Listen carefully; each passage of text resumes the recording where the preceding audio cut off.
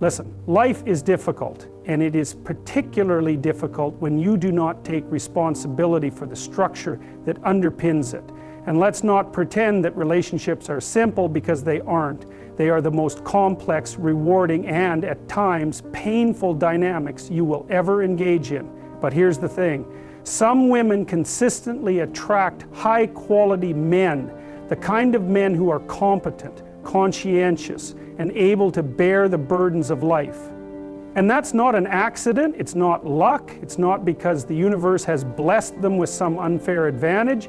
It is because they embody certain fundamental habits, habits that distinguish them from the women who remain perpetually lost in confusion, disappointment, and bitterness. Now, let's get one thing straight. If you want the best, you have to be the best. There is no shortcut. There is no magic spell that will suddenly make you desirable in the eyes of men who have their lives together. The world doesn't work that way.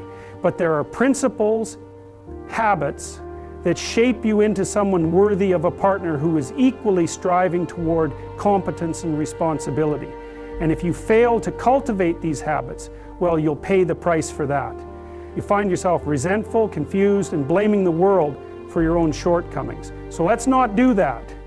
Instead, let's take a hard look at what it takes to be the kind of woman who consistently attracts the best men first. She has a clear sense of self. Now, this might sound obvious, but it's not. Most people, men and women alike, do not have a well-articulated understanding of who they are and what they value. And if you don't have that, then what exactly are you offering in a relationship?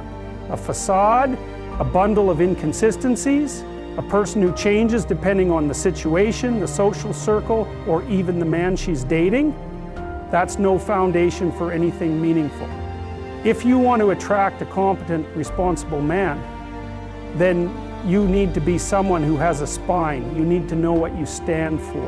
And that requires you to think deeply. It requires you to analyze your past, to understand the patterns of behavior that have led you to where you are, and to correct the parts of yourself that are weak, chaotic, or self-destructive.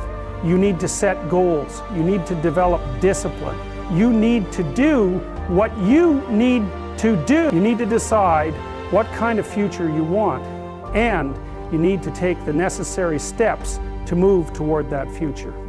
Men who have their lives together, men who are disciplined, ambitious, and reliable, do not want women who are lost in perpetual confusion. They want women who have their own mission, their own purpose, and their own standards.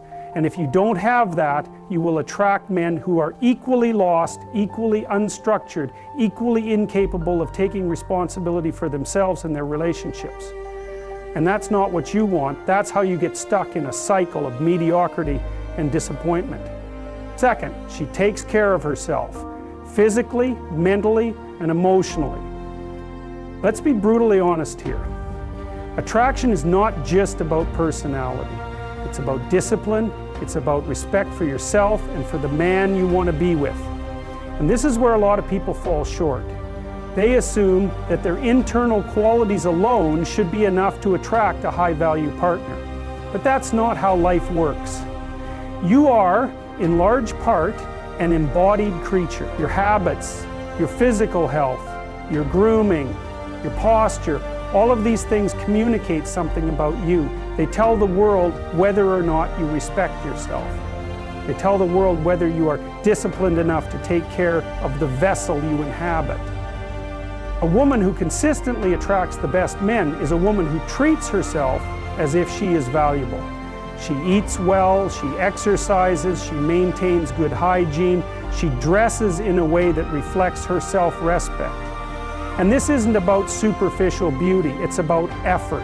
It's about presenting yourself to the world in a way that says, I am someone who is worthy of care and attention. And this extends beyond the physical. Mental and emotional self-care matter just as much. If you are constantly plagued by negative thought patterns, if you are burdened by unresolved trauma, if you allow your emotions to dictate your actions without any semblance of control, then you are not in a position to build a stable, meaningful relationship. The best men are looking for women who have emotional resilience. They are looking for women who can navigate difficulties without collapsing into despair or hysteria. They are looking for women who can support them in times of hardship, just as they are willing to support their partner. And that kind of stability does not emerge out of nowhere. It is cultivated. It is built through discipline, self-reflection, and a commitment to continuous self-improvement. Third, she has high standards, but she also holds herself to those standards. Here's something you need to understand. Standards are not just demands. They are a reflection of what you value. And if you have high standards for the men you date, but you do not hold yourself to those same standards, then you are not being honest with yourself. You are engaging in hypocrisy. A woman who attracts the best men does not settle for mediocrity, neither in herself nor in her relationships. She expects integrity, ambition, and competence from her partner because she embodies those qualities herself. She does not tolerate disrespect, dishonesty, or laziness because she does not allow those traits to take root in her own life. And here's the hard truth. If you accept less than what you deserve, it's because you have not yet cultivated the strength to walk away. And that is something you need to fix.